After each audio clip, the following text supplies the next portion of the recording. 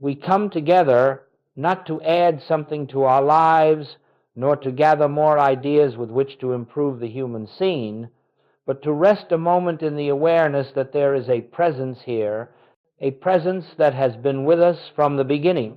If there is any purpose in our being together, it is to remember that the harmony we seek cannot be established by human effort, and the peace we long for cannot be secured by personal striving. For centuries, the world has labored under the belief that through enough thought, enough planning, enough force of will, life can be reshaped into something whole. Yet each attempt, no matter how sincere, leads only to further restlessness, because that which is born of human effort must be maintained by human effort, and therefore never brings freedom. As we sit here, let us acknowledge honestly that every one of us has tried, at some time, to repair our lives through our own strength. We have tried to change people, to adjust circumstances, to rid ourselves of fear, to pray for conditions to be altered, and yet, if we look carefully, we discover that no matter how much repairing we have done, the root of our unrest remains untouched. We have been working in the realm of effects where nothing real can be changed, because effects have no life of their own. They are but shadows of belief. The infinite way reveals a simple but revolutionary truth. The moment we attempt to fix anything, we have already accepted the problem as power. The moment we begin to struggle, we have already admitted that there is something apart from God that must be corrected. And so the spiritual path begins not with effort, but with release. It begins with a recognition that God alone is the life, the law, the substance, and the activity of our being. There is no other power at work. Let us then enter this hour with a new willingness not to change the outer picture, but to rest inwardly in that quiet assurance that the presence which formed us, maintains us, and lives us is here, functioning as our very being. We are not here to try harder. We are here to yield. And as we yield, something begins to stir within a peace that needs no argument, a confidence that needs no support, a stillness that reveals itself as the only reality. And so we begin knowing that whatever unfolds in this time together will not come through the mind that strives, but through the spirit that lives itself. As we go on with this work, it becomes increasingly clear that the human mind, by its very nature, cannot touch the realm of spirit. It is not because the mind is bad, nor because it is unworthy, but because the mind functions only within the field of effects, and spirit operates at the level of cause. When we attempt to fix, correct, or improve the outer picture, we are unknowingly trying to manipulate the shadows while remaining unaware of the light from which they arise. And so no matter how diligent the effort, no matter how intense the desire, our attempts to rearrange the shadows leave us exhausted, for we have never touched the source. You may notice that the more you struggle with a problem, be it a physical condition, a financial concern, a relationship difficulty, the more substantial it seems to become. Why is that? It is because the moment you attempt to correct a condition, you have given it reality. You have granted it a power of its own. You have acknowledged it as something apart from God that must be subdued or conquered. And in that very act, you have moved out of spiritual awareness into the belief of two powers, a good power that you seek and an evil power that threatens. Now consider for a moment what happens when we operate from that duality. The mind becomes tense, anxious, creative in its fears. It begins to speculate, to judge, to analyze, to project. All of this activity is but a sign that we have accepted the appearance as true and are now working with it on its own level. But truth is never found on the level of appearances. Truth is found only when we retire from the battle and return to the realization that God is the only presence and the only power functioning anywhere. Human fixing always fails because it begins with a false premise. It begins with the belief that something has gone wrong in creation. It begins with the assumption that our task is to repair the handiwork of God or to add something to the completeness of divine being. But the spiritual reality is that nothing God has created can be improved, and nothing unlike God has ever been formed. The entire structure of fixing rests upon illusion, and so, in this work, we are asked to lay down the tools of the human mind, not because they are sinful, but because they are useless in the realm of spirit. We do not reach God through thinking, planning, pleading, or even through our most earnest desires. We reach God when thought becomes still, when effort is surrendered, when we recognize that the divine activity is already present and needs no assistance from us. This is not an easy realization, because the mind has been trained through centuries to believe that its task is to solve, to manage, to correct, to protect. But as long as we are engaged in the work of fixing, we are closing our ears to that still small voice which whispers, "Be still and know that I am God." Not be clever, not be strong, not be determined, but simply be still. In stillness, the false sense of a problem dissolves, not because we have conquered it, but because we have ceased granting it reality. As we continue deeper, we must remember this: anything we try to fix, we first affirm as real. Anything we release into God's presence, we allow to dissolve as illusion. Let this sink gently into your consciousness, for upon this foundation the entire spiritual life rests. As we go forward together, let us remember that all spiritual progress rests upon a single shift, turning away from the world of effects and returning to the realization of cause. Nearly the whole of human living is spent in the realm of effects, looking at bodies, finances, relationships, politics, emotions, and trying to improve them.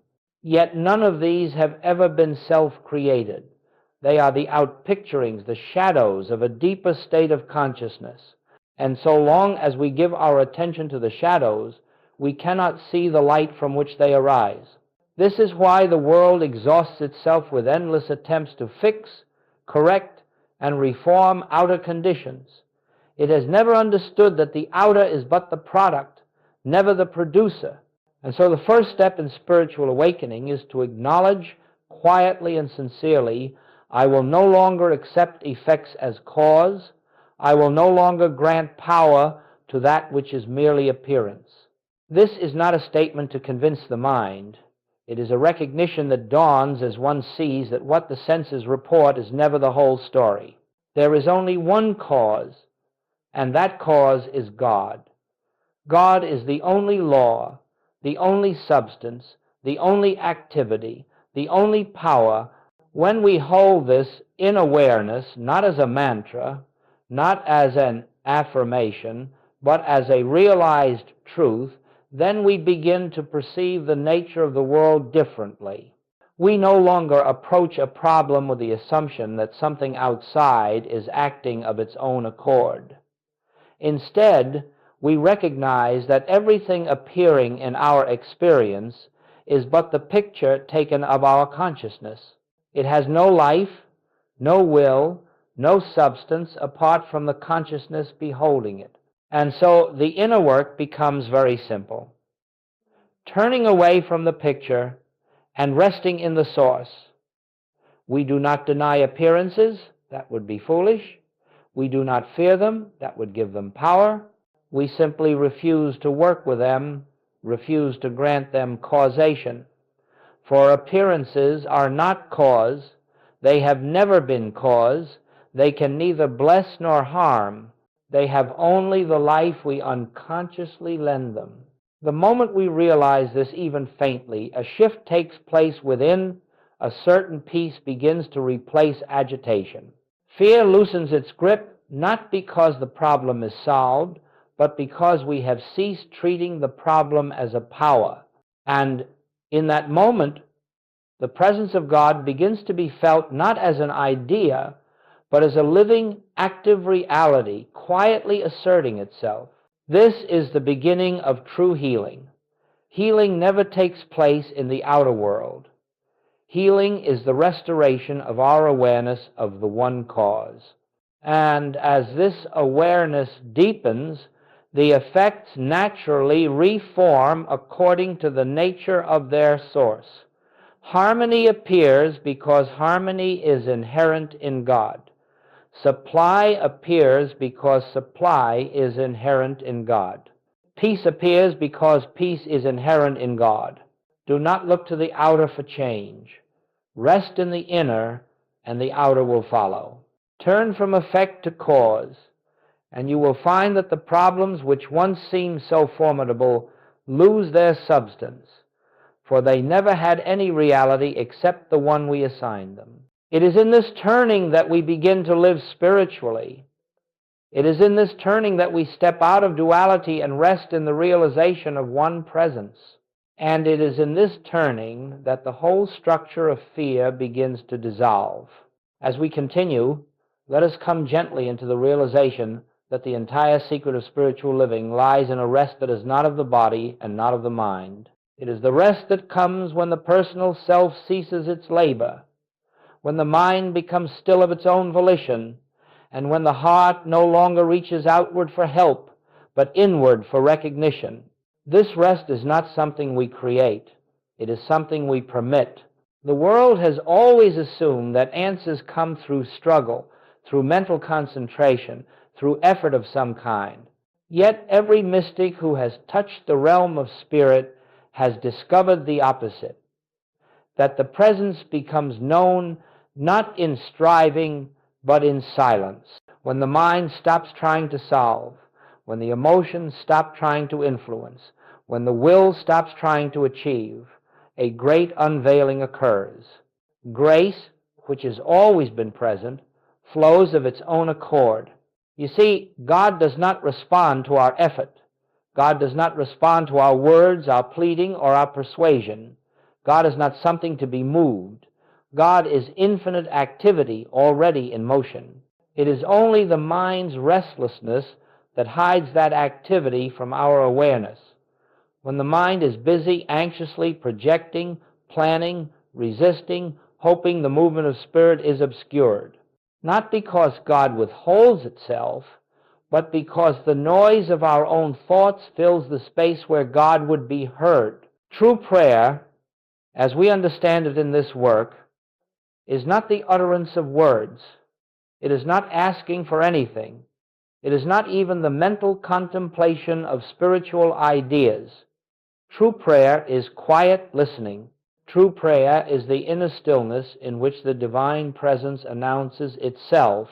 When Scripture says, "In quietness and confidence shall be your strength," it states a spiritual law.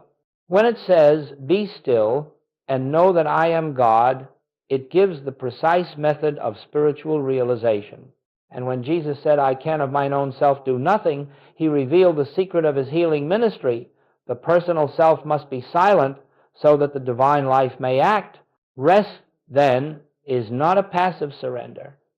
It is the active recognition that God is already doing the work.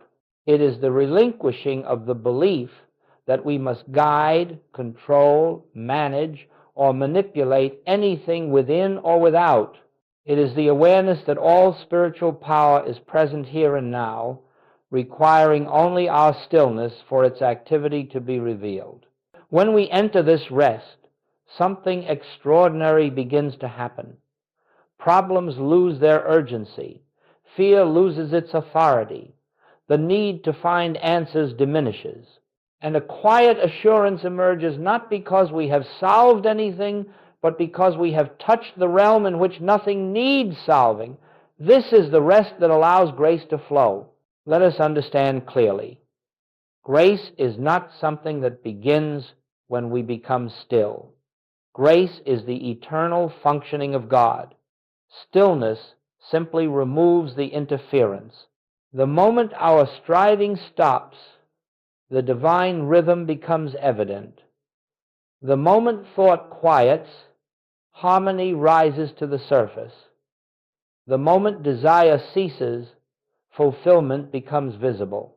Rest does not create spiritual good, it reveals it. And so, in this work, we learn to be still, not as a technique, but as a recognition. We are still, because we know that the Father within is doing the work. We rest because we trust that the invisible activity of Spirit is ever present, ever operative, and ever complete. In this sacred rest, life begins to unfold from the center outward, not by our effort, but by God's grace. Now let us come to a point that is often taken outwardly and therefore misunderstood, this matter of doing nothing. When we say in spiritual work that you are to do nothing, many immediately assume that this is a call to neglect the responsibilities of human living or to become indifferent to the conditions that arise in daily experience. But that is never what is meant. The infinite way is not a path of avoiding life, it is a path of seeing life correctly. To do nothing means only one thing. Do not attempt to use the human mind as the instrument of God. Do not attempt to change conditions through thought, emotion, or willpower. Do not try to push truth into a situation. Do not attempt to bring God to where God already is. When we say do nothing, we are speaking of the inner life, not the outer. Outwardly, you may continue your work, care for your family, tend to your duties. But inwardly, there must be a profound surrender, a refusal to use the mind as a tool of spiritual manipulation. The moment you begin to think that you can direct spiritual power, you have stepped into illusion. The moment you try to make truth accomplish something, you have left truth behind. Doing nothing is the cessation of mental activity that believes it knows what the condition is, what caused it, or how it should be corrected. It is the refusal to engage the mind in spiritual work, for the mind is never the instrument of Spirit. The mind is the receiver of appearances. Spirit is the reality behind them. When you face a problem, whether of health, supply, or relationship, the human instinct is to grasp it mentally, to analyze it, to treat it, to declare truth at it, or to attempt to change it through spiritual statements. But in this work, you must see that such efforts only bind you more tightly to the appearance. They keep you on the level of the problem where no solution can ever be found. To do nothing means that when a discordant condition presents itself, you do not take it into your thought. You do not seek to correct it. You do not resist it. You simply acknowledge within yourself, I can of mine own self do nothing. The Father within me doeth the work. And then you rest in that inner assurance until the sense of a problem dissolves. This is not passivity. It is the most powerful activity there is. Letting God be God. Letting the divine presence reveal itself. Letting the spiritual law of harmony unfold without interference from the personal sense of I. You may find that the mind rebels against this. The intellect wants to contribute something. It wants to help. It wants to participate. But every attempt of the personal mind to help is an obstruction. It is a belief in a self apart from God. It is a belief that something must be done to bring about harmony, rather than recognizing that harmony is the very nature of the presence already here.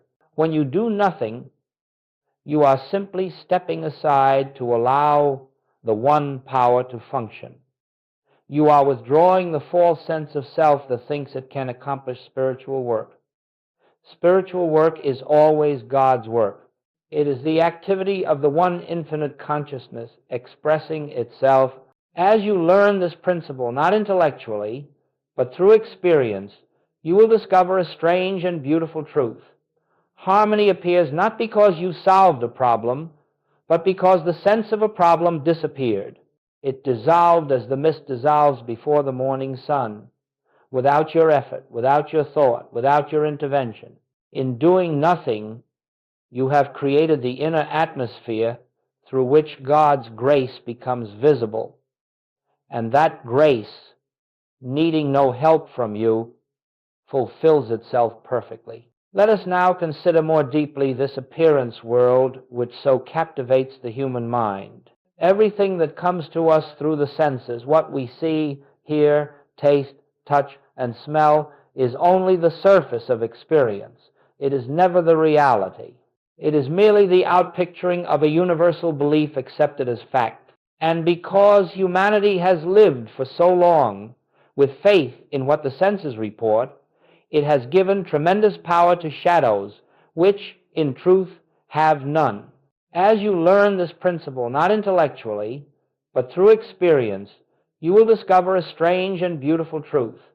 Harmony appears not because you solved a problem, but because the sense of a problem disappeared. It dissolved as the mist dissolves before the morning sun, without your effort, without your thought, without your intervention.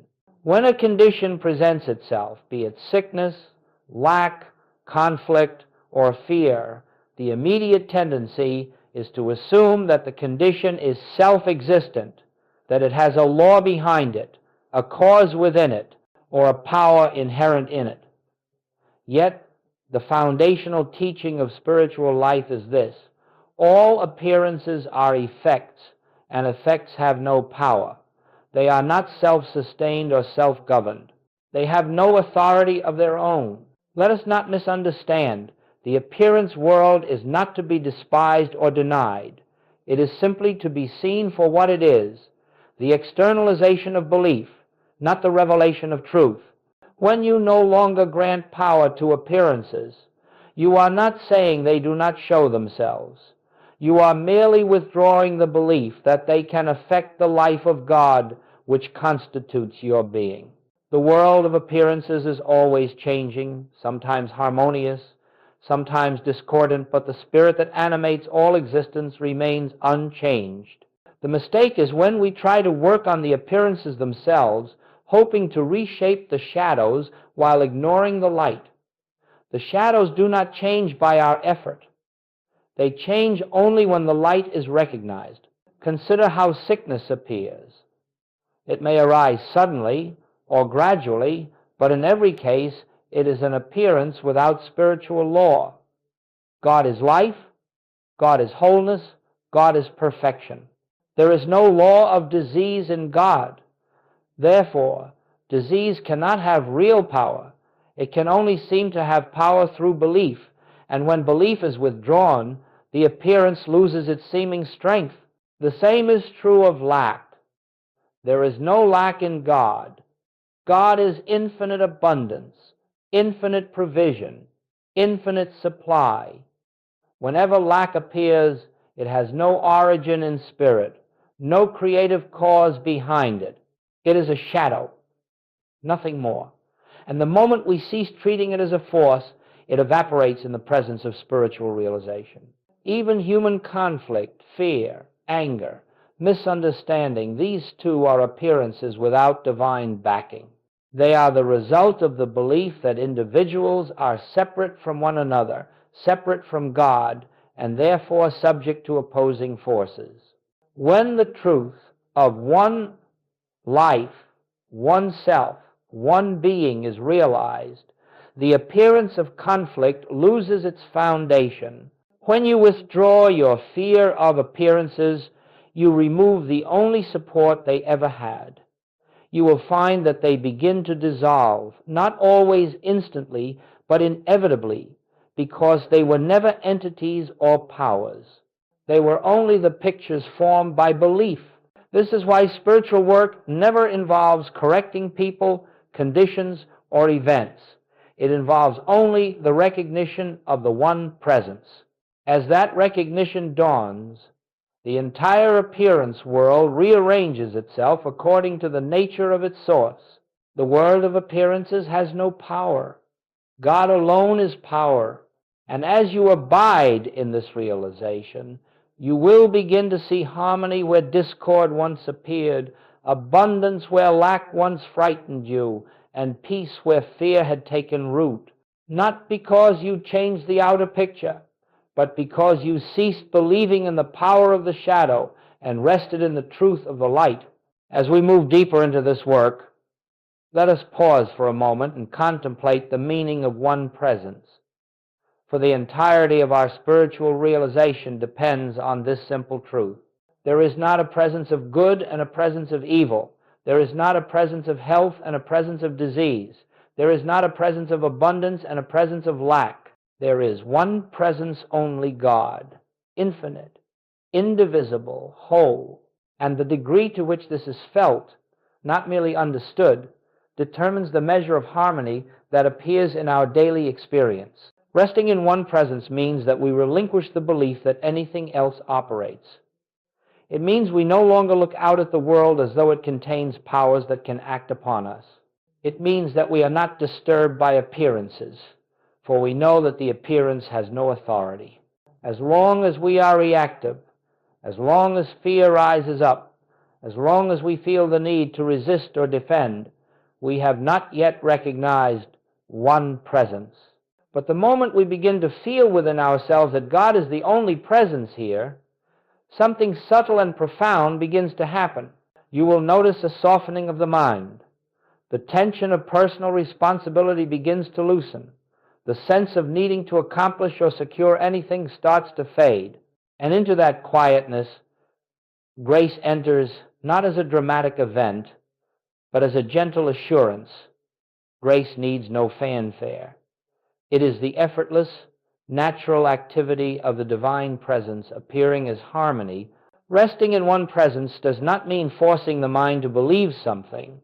It is not an attempt to override fear with positive thought. Rather, it is the simple, quiet recognition that wherever I stand, God is. Whatever condition faces me, God is. Whatever the appearance seems to be, God is. This recognition lifts us out of the realm of appearances and establishes us in the truth of being. In this resting, you will find that fear has nothing to hold on to. Fear exists only when we believe there is a second presence, a presence of danger, of limitation, of absence. When those false beliefs dissolve, fear dissolves with them. One presence leaves no room for fear because there is nothing left to oppose, nothing left to resist, nothing left to defend. As this awareness grows, something beautiful unfolds. The boundary between you and God begins to disappear. You no longer feel yourself seeking God, reaching for God, or waiting for God. You begin to sense that God is the very life of you, the very breath of you, the very consciousness of you. God becomes not an external helper, but the inner activity of your being. Resting in one presence does not mean forcing the mind to believe something. It is not an attempt to override fear with positive thought. Rather, it is the simple, quiet recognition that wherever I stand, God is. Whatever condition faces me, God is. Whatever the appearance seems to be, God is. This recognition lifts us out of the realm of appearances and establishes us in the truth of being. And so, resting in one presence is the doorway to spiritual living. It is the foundation of healing. It is the essence of peace. When you rest in this awareness, you will find that harmony appears not because you have changed conditions, but because you have recognized the one behind all conditions. And in that recognition, the appearance world aligns itself with the truth of the presence that governs all. This is the moment when grace begins, not because God has suddenly appeared, but because you have ceased clinging to a false sense of self. Grace has always been functioning, but the noise of personal striving drowned it out. When that noise subsides, the presence makes itself known not as a thought, not as a feeling, but as a quiet certainty that all is well, all is sustained, all is fulfilled. This is the true beginning of grace. It is the moment when God becomes more real to you than the appearance, when the invisible becomes more substantial than the visible, when the inner assurance becomes the law of your being, and from this resting place, life unfolds naturally, without strain, without fear, without the endless search for solutions, because you have discovered the one presence that is the solution to everything. The visible world is not a world of causes. It is a world of effects.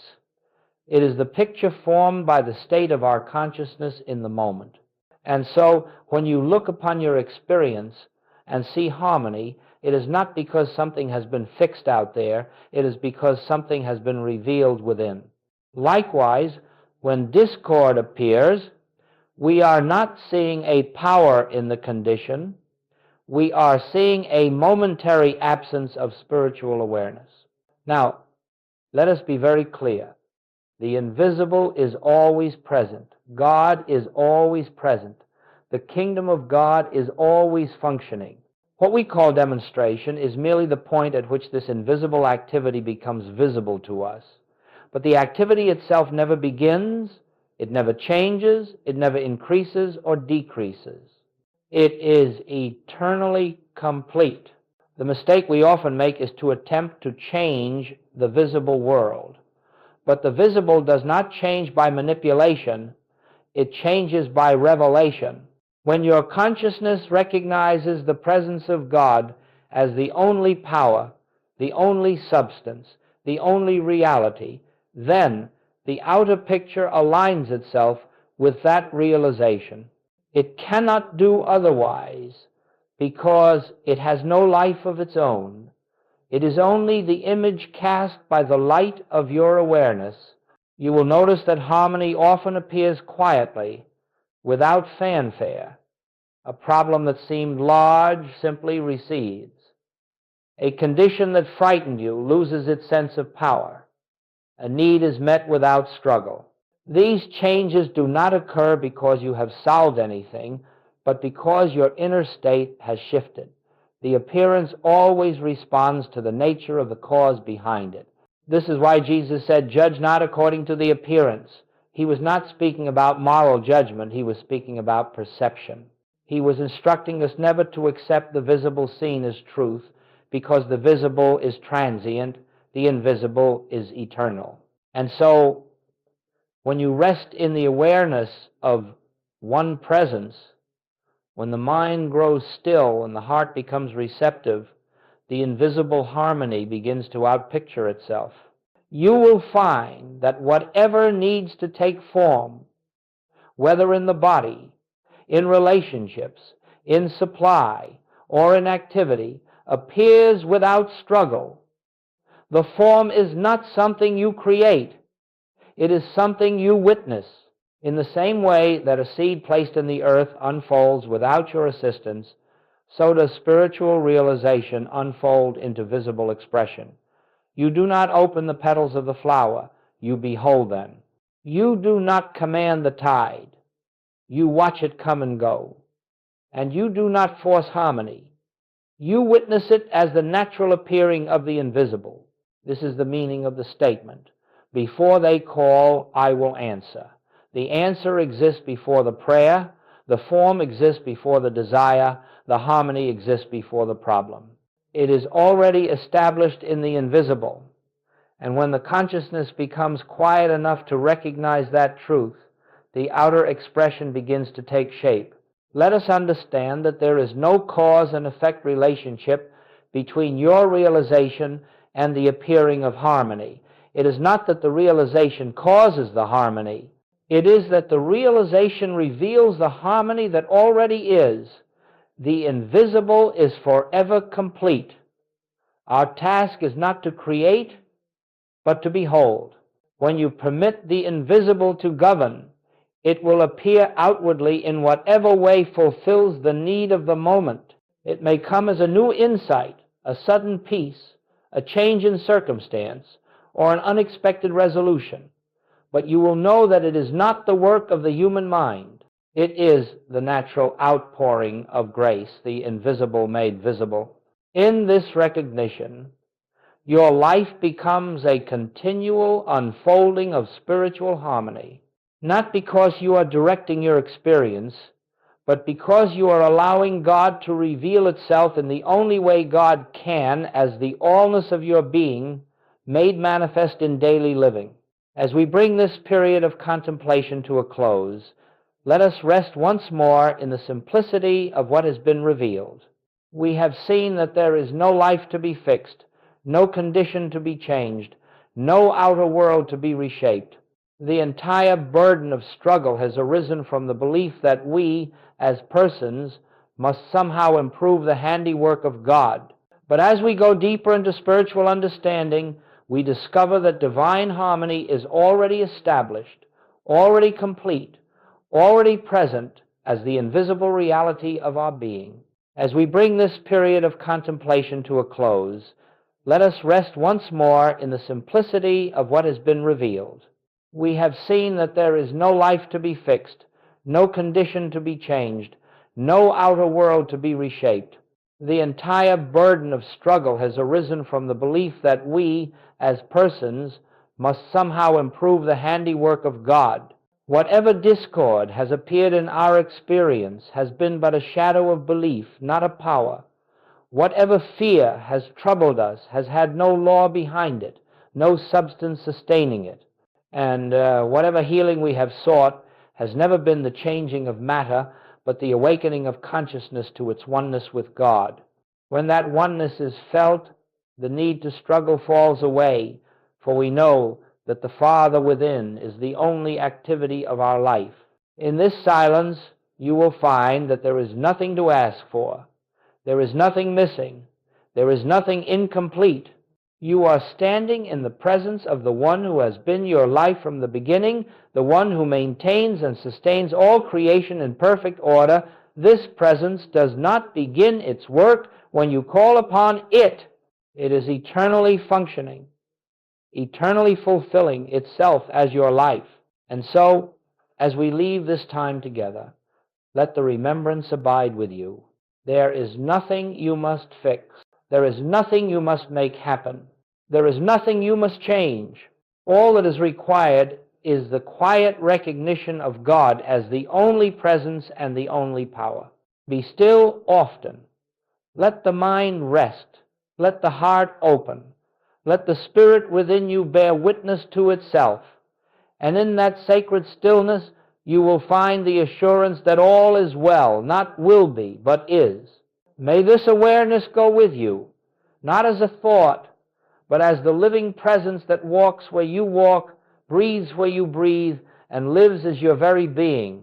And now we rest in that peace, trusting the unseen activity of grace, knowing that its work is already complete.